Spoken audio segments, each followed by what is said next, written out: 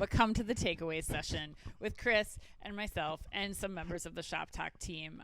Ben Miller for sure will be on stage, and then the other members of the team that will be joining us are yet to be determined, but it's always a great mix of people.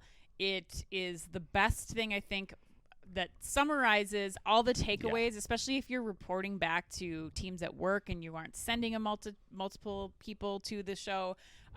It's the best way to kind of congeal all the thoughts. And I love it because I think you get some behind the scenes mentions too from the Shop Talk team about like how they were thinking about setting up that session or what ended up happening, because they are working so hard behind the scenes to like make sure that, you know, they can move all the levers to really provide like amazing content for those 3 days. And so I think you get some sense too of like what ended up happening and what they were planning on happening. And it's great insight and really kind of sums up the whole conference because you can't go to all the sessions. Yeah, no, 100%. My number one is exactly the same as yours, Ann. Exactly the same. It is the key takeaway session. Yeah, and, you know, we're live podcasting from the stage. So to Ann's point, for all you fans out there, or even if you're not a fan and you just want to recap what happened at Shop Talk for your teams back in the office, like my advice would be listen to the podcast as soon as it releases, which usually release it within 24 hours after it happening, after we record it live on stage. Right. And then put the transcript through ChatGPT and say, summarize this for me and send it out to your teams. Like, hey, here's what you missed at Shop Talk. Yep.